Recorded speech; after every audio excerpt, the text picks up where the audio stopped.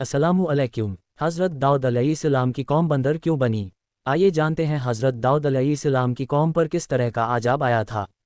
एक ऐसी कौम जिस पर अल्लाह पाक ने अपना दर्दनाक अज़ाब नाजिल फरमाया और उस कौम के तमाम लोगों को अल्लाह पाक ने बंदर बना दिया। आखिर इस कौम के लोग ऐसा कौन सा गुनाह करते थे जिसकी वजह से अल्लाह पाक ने इन पर यह दर्दनाक अज़ाब नाजिल फरमाया?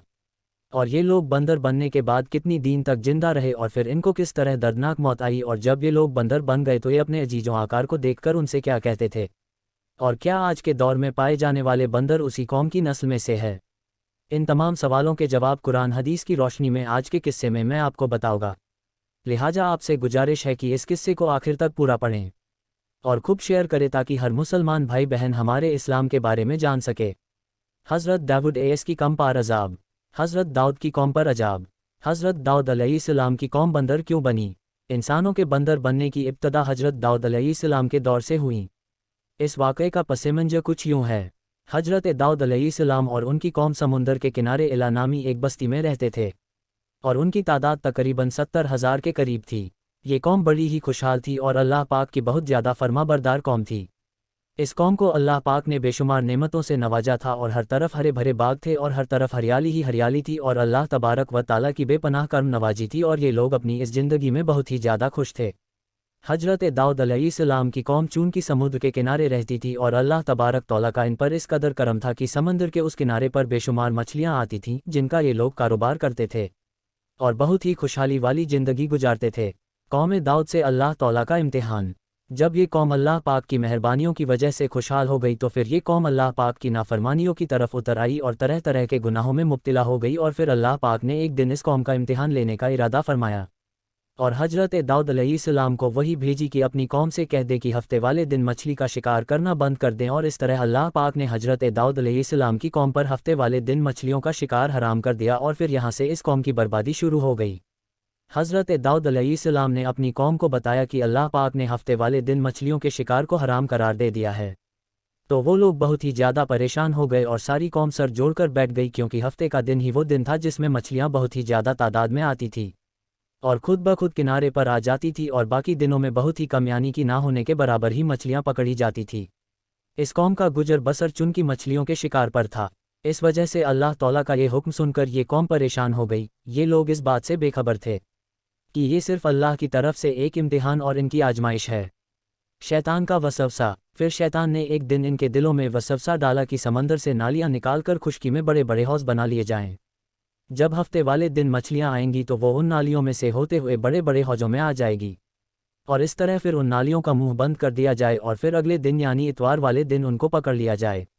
शैतान ने इस कौम के लोगों को बरगलाया कि इस तरह हम हफ्ते वाला दिन शिकार से भी बच जाएंगे और मछलियाँ भी हमारे हाथ आ जाएगी। बहुत से लोगों को ये वसवसा अच्छा लगा और उन्होंने ऐसा ही करना शुरू कर दिया और उन्होंने समंदर से छोटी छोटी नालियाँ निकालना शुरू कर दी, जिसके जरिए ज़्यादा मिकदार में मछलियाँ उन हौज़ों में आना शुरू हो गई। इस कौम के बदबख्त लोगों को शैतान का ये हीला बहुत पसंद आया, लेकिन इस कौम के लोगों ने यह ना सोचा कि जब मछलियाँ समंदर से आके उन हौज़ों में कैद हो गई तो वो मछलियों का शिकार ही हो गया। इसलिए ये शिकार भी हफ्ते वाले दिन ही करार पाया जो कि अल्लाह पाक ने हराम करार दिया था। इस मौके पर यहूदियों के 3 गिरोह हो गए। कुछ लोग ऐसे थे जो शिकार के इस हीले से मना करते थे और नाराज होकर शिकार से बाज रहे, और कुछ लोग इस काम को दिल से बुरा जानकर खामोश रहे और उन्होंने शिकार नहीं किया, लेकिन दूसरों को मना भी नहीं करते थे और नसीहत करने वालों से ये कहते थे कि तुम लोग ऐसी कौम को नसीहत कर रहे हो जिन्हें अल्लाह तबारक व ताला अनकरीब हलाक करने वाला है और इन पर अपना दर्दनाक आजाब नाजिल फरमाने वाला है। और इस कौम के कुछ लोग ऐसे थे जो सकस और नाफरमान लोग थे, जिन्होंने अल्लाह तौला के हुक्म की एलानिया मुखालफत की और शैतान की हिलेबाजी को मानकर हफ्ते वाले दिन भी शिकार करने लगे। ये लोग अल्लाह पाक के हुक्म की खुल्लम खुला मुखालफत करते और हफ्ते वाले दिन मछलियों का शिकार करके उनको खाया करते और उनको बेचा करते थे। You may also like The Battle of Uhud, the second greatest battle in Islam. हज़रत सालेह अलैहिस्सलाम का वाक़या इन हिंदी। हज़रत सालेह अलैहिस्सलाम का वाक़या। इस्लाम से पहले अरब के हालत पार्ट 2। इस्लाम से पहले अरब के हालात पार्ट 2। हज़रत दाऊद अलैहिस्सलाम का कौम को नसीहत। दोस्तों, हज़रत दाऊद अलैहिस्सलाम की कौम के 1200 ऐसे नाफरमान लोग थे जो मना करने के बावजूद भी हफ्ते को इन नालियों के जरिए शिकार करते रहे। हज़रत दाऊद अलैहिस्सलाम ने इन 1200 लोगों को अल्लाह तबारक व ताला के दर्दनाक अजाब से डराया। आपने उनसे कहा कि वो अल्लाह पाक की इस नाफरमानी से बाज आ जाए, लेकिन वो लोग बाज ना आए और खुलेआम शिकार करने लगे। चुनांचे वो लोग जो इस बात को बुरा जानते थे उन लोगों ने अपने और इन नाफरमानों के दरमियान एक दीवार खड़ी कर दी जिसकी एक तरफ वो 1200 नाफरमान लोग रहते थे और दूसरी तरफ वो लोग थे जो शिकार से बाज रहे। हजरत ये दाऊद अलैहिस्सलाम ने अपनी इस कौम के नाफरमानों को बार बार समझाया लेकिन ये लोग अपनी नाफरमानी से बाज ना आए और उसी तरह अल्लाह तबारक व ताला के हुक्म की नाफरमानी करते रहे और उसी तरह शिकार करते रहे।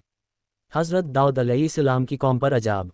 और फिर एक दिन हजरत दाऊद अलैहिस्सलाम ने गुस्से में आकर शिकार करने वालों पर लानत फरमा दी।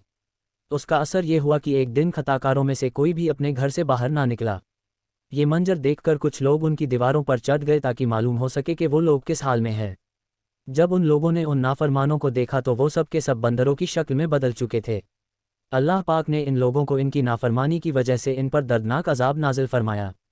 फिर इन लोगों को बंदर की शक्ल में बदल दिया।